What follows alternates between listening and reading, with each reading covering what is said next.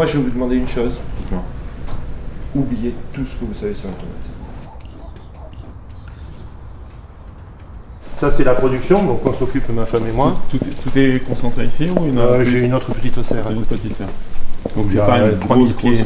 Non, on a 8000 pieds, on se suffit à nous-mêmes, on vend tous nos produits. Ouais. On sert les grandes tables du coin. Ouais. On produit, alors voilà, là c'est chaque ligne, il y a plusieurs variétés. Vous faites il y a combien de production, combien de variétés en production En production, une quarantaine. 40, d'accord. Je vais vous montrer, de toute façon je les ai préparés. Alors on fait une culture, on n'est pas bio, mais on fait une culture comme les producteurs bio, on essaye d'être le plus bio possible. Pas d'intrants? Non, mais aucun produit chimique, on fait une lutte intégrée. Ouais. Voilà, au départ on met de l'engrais bio, on a mis du tourteau de ricin, de la brebis, voilà. Et après on laisse faire, alors fin de saison on a des tomates plus petites. D'accord. Ça, c'est des tomates qu'on fait en petite quantité, parce que pareil, on est deux, je les produis chaque année. Là vous avez des tomates qui sont assez exceptionnelles, touchées, c'est des tomates pêche. Tu as une peau de pêche. Ça c'est ce qu'on a sélectionné au cours des années. Une partie de ce qu'on a sélectionné. Pour vous est le top. Et en fait, il y a quand même un truc essentiel, c'est on goûte quand. On y va. Regarde. Alors ça, c'est une de nos préférées, ma femme et moi.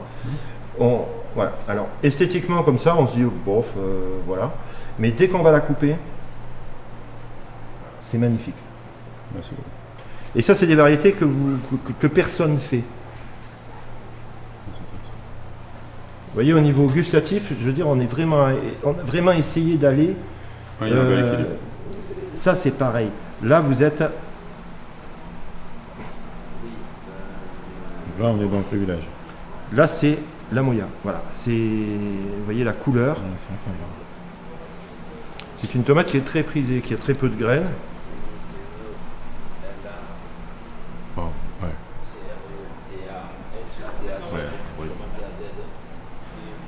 Alors celle-là, elle est un peu moins mature, elle va être complètement différente de ce que vous avez, un peu plus de graines. C'est la couleur qui est intéressante. Ce vert anis est très peu courant. C'est intéressant quand même. Petite pointe Mais d'acidité, elles ont été sélectionnées. non. Là, ça c'est une Cherokee Purple.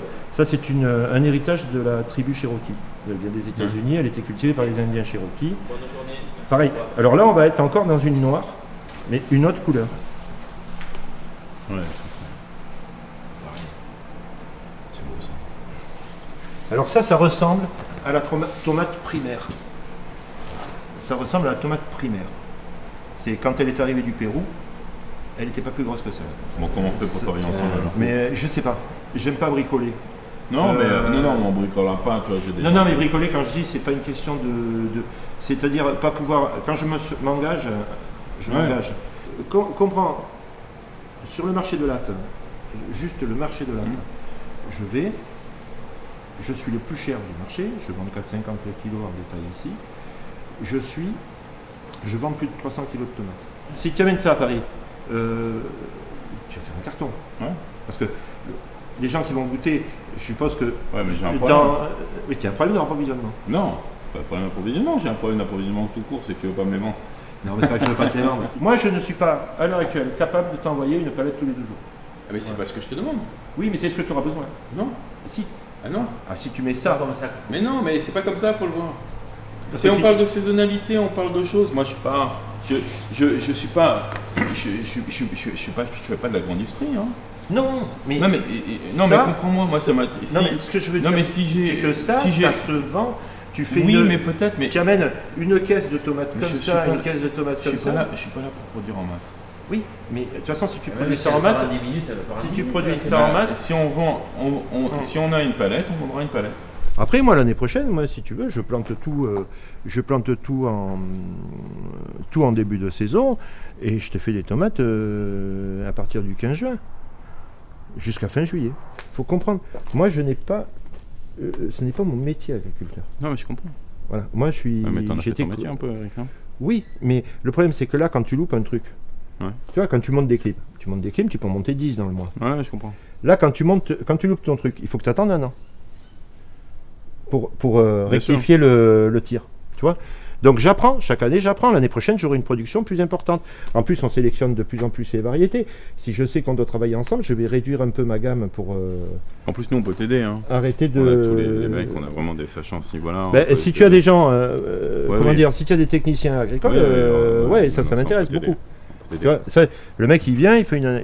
Non, on peut vraiment voilà. t'aider. On peut vraiment Ça, t'aider. moi, Ouais, tous les mecs, c'est pour ça. je demande que ça, c'est d'apprendre et d'éviter de faire des conneries. Moi, ce que je veux dire, on a un savoir-faire au niveau du goût. Moi, je sais faire du goût. Je vois, j'ai des producteurs, des collègues qui produisent, on s'entend très bien. Mais je leur dis, je me demande, même si tu es bio, je me demande comment tu arrives à vendre ça. Parce que j'arrive même pas à me dépanner. Parce que j'aimerais trouver des producteurs chez qui je puisse me dépanner, qui font des tomates anciennes. Mais ils ramassent vert, ils ont peur de jeter. Et nous, on jette. Nous, on jette parce qu'on ramasse mûr. J'ai pas de chambre froide.